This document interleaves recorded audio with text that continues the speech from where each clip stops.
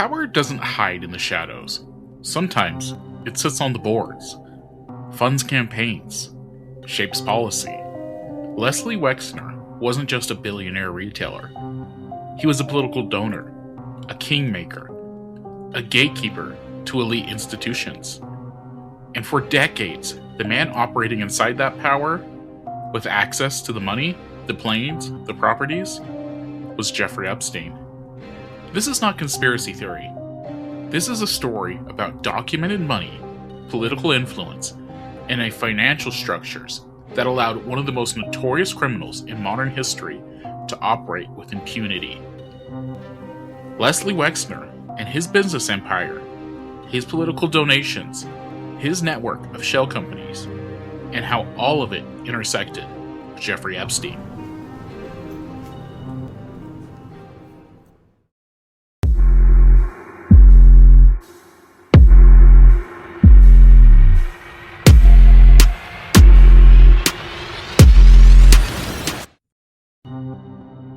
Leslie Wexner didn't just build brands, he built leverage.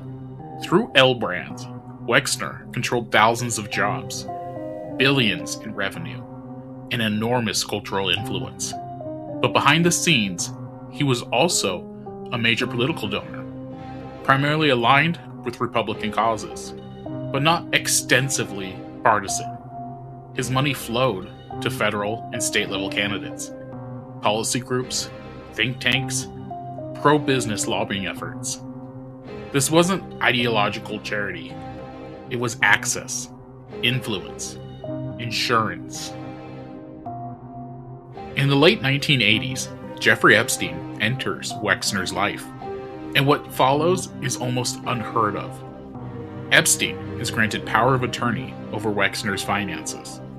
That means Epstein could move money, create entities, buy and sell assets, act legally on Wexner's behalf. Epstein wasn't just managing wealth. He was embedded inside one of the most politically connected financial ecosystems in America. Epstein's financial life made no sense until you look at the structure.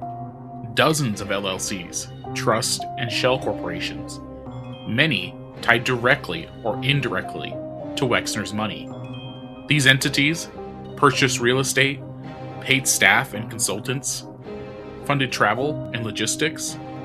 The Manhattan mansion, worth tens of millions, was transferred to Epstein for $1 through a Wexner-controlled entity. This isn't how normal financial relationships work.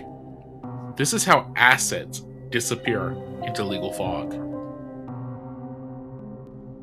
Epstein didn't just have money, he had insulation. When Epstein was first investigated in the early 2000s, the response from powerful institutions was muted. And here's what matters. Wexner's money touched lawmakers, universities, law enforcement-friendly charities. No evidence shows Wexner ordered protection, but systems don't need orders. They protect their benefactors automatically. Epstein's 2008 plea deal should have ended everything. It didn't. His lifestyle barely changed. His access remained. And critically, the financial structures stayed intact longer than the public was led to believe. It wasn't negligence. It was institutional failure fueled by money and silence. After Epstein's 2019 arrest, Wexner claimed he was deceived and financially exploited. He framed himself as a victim. But here's the problem. Wexner wasn't an unsophisticated client. He was a man who built one of the most efficient retail operations in history, mastered branding psychology, understood risk better than almost anyone, and yet he entrusted everything to Epstein. Without Leslie Wexner's money, without his shell companies, without his political reach, Jeffrey Epstein does not exist at scale. That doesn't make Wexner a criminal, it makes him a co-conspirator. But it does make him structurally responsible for enabling a system that failed catastrophically. Wealth doesn't just buy luxury, it buys silence, it buys patience, it buys delay. And for decades, that delay protected the wrong people and shielded Jeffrey Epstein.